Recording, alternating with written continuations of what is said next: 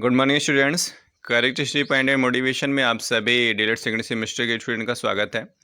देखिए, आज हम बात करने वाले हैं राष्ट्रीय बाल श्रम परियोजना की, जो कि आपके प्रारंभिक शिक्षा के नवीन प्रयास एक पेपर जो आपका है उसका जो है बहुत ही इम्पोर्टेंट टॉपिक है।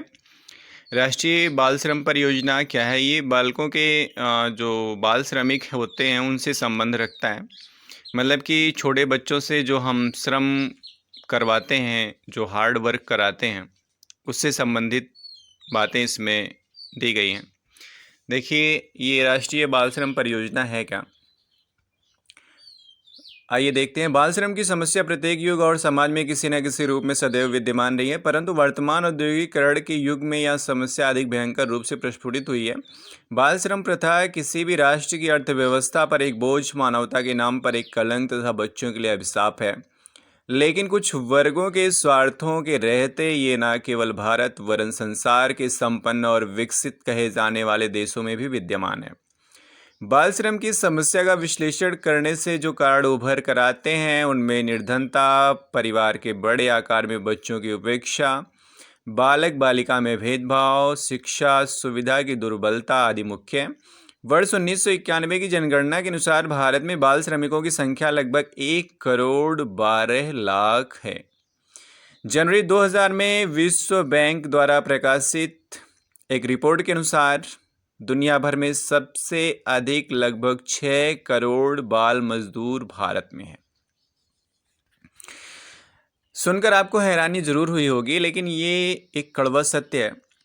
देखिए, ये बाल श्रम हमेशा से रहा है, क्योंकि जो लोग सोचते हैं कि कितने कम पैसों में काम चल जाए हमारा, तो जो छोटे बच्चे रहते हैं ना, उनको चूँकि अपने अधिकारों के बारे में ज़्यादा जानकारी नहीं रहती है, तो उनको कम पैसे में भी अवेलेबल करा देते हैं। जबकि वहीं पे अगर एक मैच्योर श्रमिक जाए तो वो अधिक पैसों की डिमांड करेगा, जबकि वही काम छोटे बच्चे कम पैसों में करते हैं।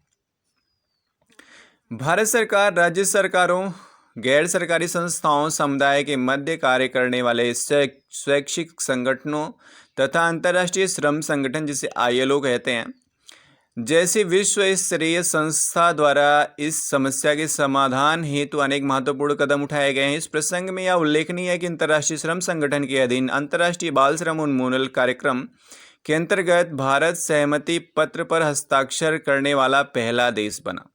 राष्ट्रीय बाल श्रम उन्मूलन परियोजना 1992 भारत सरकार के श्रम मंत्रालय और शिक्षा विभाग तथा संयुक्त राज्य अमेरिका के श्रम विभाग के तकनीकी सहयोग पर आधारित परियोजना है। राष्ट्रीय बाल श्रम उन्मूलन परियोजना के उद्देश्य क्या है इस परियोजना के, ये देखते हैं। जोखिम वाले उद्योगों में काम करने वाले बच्चों को पहचानना, इन उद्योगों से बच्चों और किशोर किशोरियों को हटाना, बाल मजदूरी से अलग किए गए बच्चों को सार्थक और अच्छी शिक्षा या व्यावसायिक शिक्षण प्रशिक्षण उपलब्ध कराना, बाल मजदूरों के परिवारों को रोजगार के ठोस अवसर प्रदान करना। तो इस तरह से राष्ट्रीय बाल श्रम उन्मूलन परियोजना का जो उद्देश्य है, भाई इतना काम अगर हम करेंगे तभी तो बाल श्रम का उन्मूलन होगा, मतलब बाल श्रम धीरे धीरे समाप्त होगा। चूँकि आप सबसे पहले हमें ये देखना पड़ेगा कि कौन से उद्योग में जो है जोखिम भरे हैं, जिनमें बाल श्रमिक लगे हुए हैं, और इन उद्योगों से जो बच्चे हैं और किशोर किशोरियां हैं उनको निकाला जाए, और बाल मजदूरी से अलग किए गए बच्चों को सार्थक और अच्छी शिक्षा या व्यावसायिक प्रशिक्षण उपलब्ध कराया जाए, और बाल मजदूरों के परिवारों को रोजगार प्रदान किया जाए। क्योंकि जब वो रोजगार पा जाएंगे तो जाहिर सी बात है अपने बच्चों को पढ़ाए लिखाएंगे। जब तक वो परिवार खुद ही अपना जीवन यापन नहीं कर पा रहा है तो पढ़ाई के बारे में सोच ही नहीं सकता है। नेक्स्ट पॉइंट है, लोगों में जागरूकता पैदा करके तथा समुदाय की मदद से जोखिमपूर्ण बाल मजदूरी को रोकथाम के लिए सकारात्मक वातावरण का निर्माण करना। आगे है बाल श्रम निषेध संबंधी संवैधानिक प्राविधान। देखिए, अनुच्छेद 24 क्या है कि कारखानों आदि में बालकों के नियोजन का निषेध। अनुच्छेद 24 किसी फैक्ट्री, खान अथवा अन्य संकट में गतिविधियों यथा निर्माण कार्य अथवा रेलवे में 14 वर्ष से कम उम्र के बच्चों के नियोजन का निषेध करता है।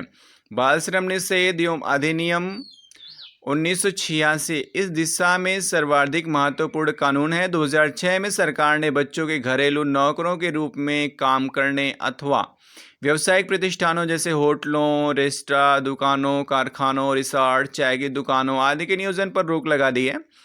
इसमें 14 वर्ष से कम आयु के बच्चों को नियोजित करने वालों के विरुद्ध अभियोजन और दंडात्मक कार्यवाही की चेतावनी दी गई है। कहने का मतलब है कि अनुच्छेद 24 के अंतर्गत संविधान में ये प्रावधान किया गया है कि 14 वर्ष से कम उम्र के बच्चे से हम कोई भी श्रमिक वाला कार्य नहीं करा सकते हैं, चाहे वो किसी फैक्ट्री में हो, किसी खान में हो, किसी होटल, रेस्तरां, दुकान, कारखाना, चाय की दुकान, है ना। अक्सर आपने देखा होगा चाय की दुकान पे छोटे बच्चों को ग्लास धोते हुए, तो ये बाल श्रम ही है, इसी को बाल श्रम बोलते हैं।